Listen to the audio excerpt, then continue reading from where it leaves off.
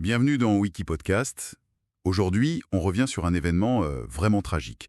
Le crash du Concorde, le vol Air France 4590. Une histoire qui a marqué. Pour resituer, on est le 25 juillet 2000. Aéroport de Roissy-Charles de Gaulle. Le Concorde, un charter pour New York, s'élance. Et quelques instants plus tard, c'est le drame. L'avion s'écrase à Gonesse. Oui, un choc absolument immense. Parce que le Concorde, ce n'était pas juste un avion. C'était un symbole, une icône, réputé invincible. C'est vrai. Jamais un accident mortel en presque 30 ans de service. Et là, d'un coup, 113 morts, les 109 personnes à bord et 4 personnes au sol. Terrible. L'idée ici, c'est d'essayer de comprendre ensemble comment on en est arrivé là. Quelle est la chaîne d'événements basée sur ce qu'on sait aujourd'hui? Alors, l'enquête officielle, celle du BEA, a identifié une cause immédiate. C'est une petite pièce métallique qui se trouvait sur la piste 26R. Une lamelle. Une lamelle? Oui, en titane. Elle faisait 43 cm de long. D'accord. Et elle faisait quoi là? Eh bien, elle n'aurait pas dû y être. Elle provenait d'un autre avion, un DC-10 de Continental Airlines, qui avait décollé juste quelques minutes avant. Ah oui. Et le problème, c'est que cette pièce, elle n'était pas conforme. Elle était en titane, alors qu'elle aurait dû être en acier, et apparemment mal fixée lors d'une maintenance. Incroyable. Un petit détail, mais aux conséquences énormes. Exactement. C'est là que tout bascule. Le Concorde arrive dessus, à pleine vitesse. On en parle de plus de 300 km/h. Oui, c'est ça. Et en roulant sur cette lamelle, un pneu du train d'atterrissage gauche éclate. Éclatement du pneu. Et ensuite, Ensuite, des débris de ce pneu sont projetés avec une force incroyable. Et un gros morceau, on pente d'environ 4,5 kg, quand même. vient frapper le dessous de l'aile gauche. Juste au niveau d'un réservoir, le réservoir 5. Et ça perce le réservoir. J'imagine la violence du choc. Alors, non pas directement, c'est un peu plus technique. Le choc de ce gros débris de pneu ne perfore pas la paroi externe du réservoir. Ah, Mais il crée ce qu'on appelle une onde de choc hydrodynamique à l'intérieur du kérosène. C'est comme une vague de pression hyper violente dans le liquide. d'accord. Et c'est cette pression interne qui fait éclater le réservoir, de l'intérieur en quelque sorte. Je vois. Et là, j'imagine, fuite de carburant massive. Énorme, on estime à 75 litres par seconde. Et ce kérosène s'enflamme presque tout de suite. Pourquoi si vite? Probablement soit au contact des gaz très chauds de la post-combustion des moteurs juste à côté, soit à cause d'une étincelle. Il y avait des câbles électriques dans le logement du train qui ont pu être endommagés par les débris. Donc l'avion décolle, mais il est déjà en feu. Oui, l'image de cette longue flamme sous l'aile est restée gravée. Et les problèmes s'enchaînent, j'imagine. Très vite. Les moteurs 1 et 2, ceux du côté gauche, perdent de la puissance. Ils aspirent de l'air brûlant, du kérosène. Ça ne fonctionne plus correctement. Ok. Et autre problème majeur, impossible de rentrer le train d'atterrissage. Pourquoi? Sans doute à cause des dommages électriques ou hydrauliques causés par les débris ou le feu.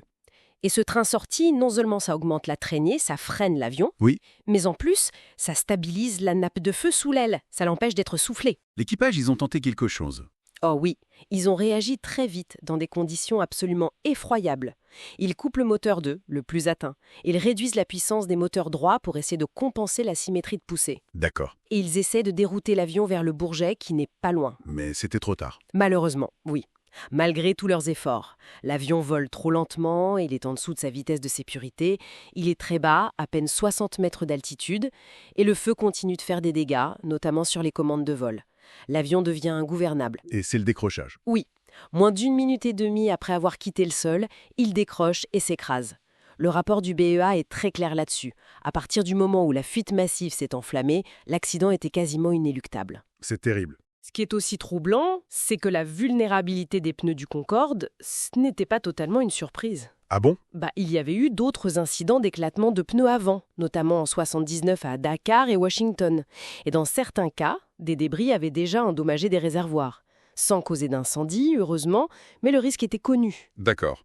Il faut dire aussi, même si l'enquête pointe la lamelle, qu'il y a eu d'autres hypothèses évoquées parfois. Oui, rapidement, certains ont parlé d'un feu qui aurait démarré avant, de l'état de la piste, d'une éventuelle surcharge.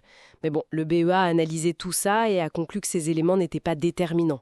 La lamelle reste l'élément déclencheur principal dans le scénario officiel. Quelles ont été les conséquences immédiates? D'abord, tous les Concordes ont été cloués au sol. suspension des vols. Logique. Et ensuite, de grosses modifications techniques ont été faites. On a ajouté un revêtement en Kevlar dans certains réservoirs pour mieux résister aux impacts. On a renforcé la protection des câblages électriques et surtout, on a développé de nouveaux pneus, les Michelin NZG, conçus pour être beaucoup plus résistants. Et il a revolé ensuite. Oui, les vols ont repris en novembre 2001. Mais ça n'a pas duré très longtemps. Pourquoi ? L'arrêt définitif de l'exploitation par Air France et British Airways a été annoncé pour 2003. Ah oui, si vite après. La reprise ? Plusieurs facteurs, en fait. Il y avait bien sûr l'impact psychologique du crash, mais il y a eu aussi le 11 septembre 2001, qui a mis un coup terrible au transport aérien, surtout sur le segment luxe et affaires. C'est vrai. Et puis, les coûts d'exploitation du Concorde étaient déjà énormes et ils augmentaient, surtout quand Airbus, qui avait repris les activités de l'aérospatiale, a annoncé qu'ils arrêteraient le support technique spécifique.